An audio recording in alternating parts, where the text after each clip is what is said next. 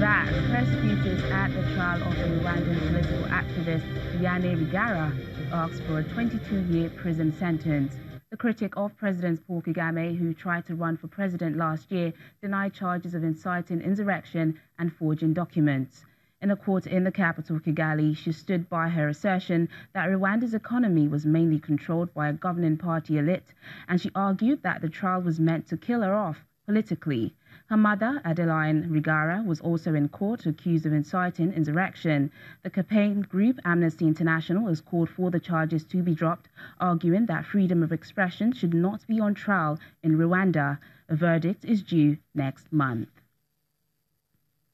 Thousands of Mozambican refugees are returning home from neighboring Malawi after an easing of tensions between Mozambique's ruling Frelimo party and the opposition Renamo. Many fled to the neighboring states in a bid to escape fighting in their homeland 3 years ago.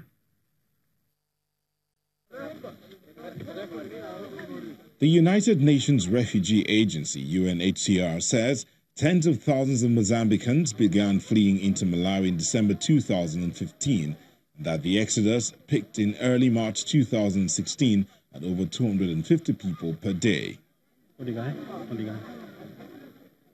Several refugees at the Luwani camp in southern Malawi said the ongoing peace process has given them the confidence they need to go back. I am going back, and my hope is that after next year's elections, there will be peace in my country. I will be following events, and if they take a bad turn, I will definitely come back here.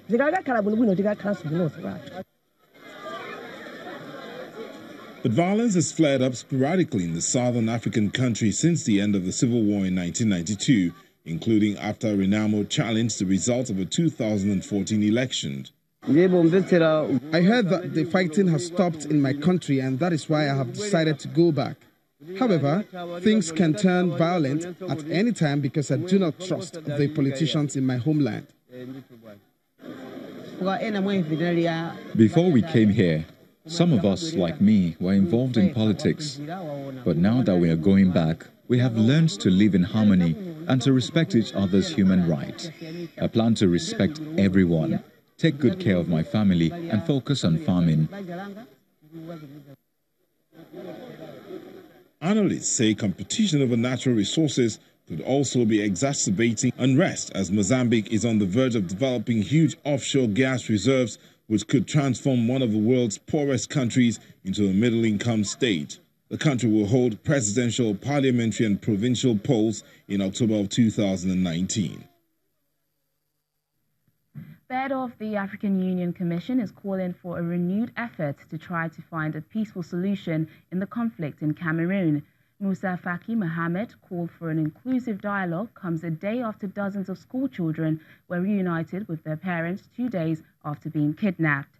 They were reportedly held by Anglophone separatists, although the principal and one of her teachers are still in captivity. Mr. Mohammed called on the perpetrators to be identified and brought to justice. A peace conference organized by religious leaders is due to take place later this month. However, it is not clear whether the government or the separatist rebels will attend. Activists claim the country's French-speaking majority is discriminating against the English-speaking minority. In the South Sudanese town of Yi, residents are actively taking measures against the Ebola disease. The town's hospital is preparing for the possibility of the deadly virus migrating into the area. The town is 300 kilometers from the epicenter of the current Ebola outbreak in the neighboring Democratic Republic of Congo.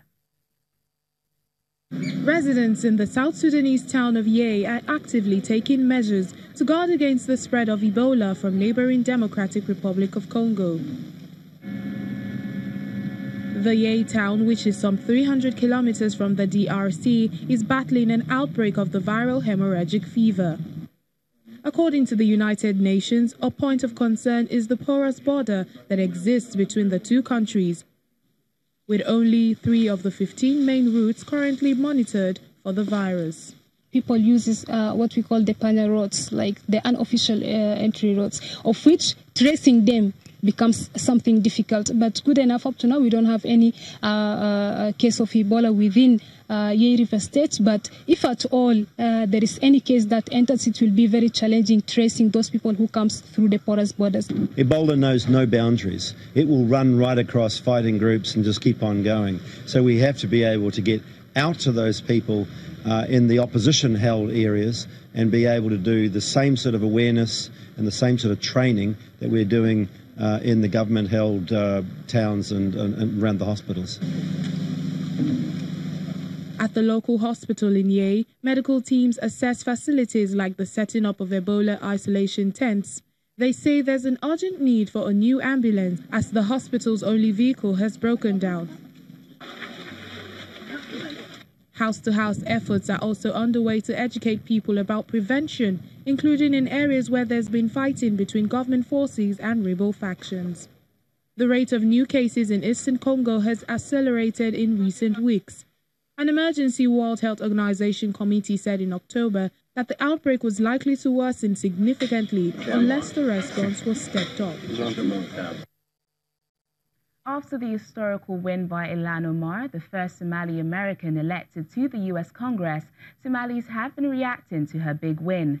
Omar fled civil war in Somalia and spent 4 years of her childhood in a refugee camp in Kenya before migrating to the United States as a teenager.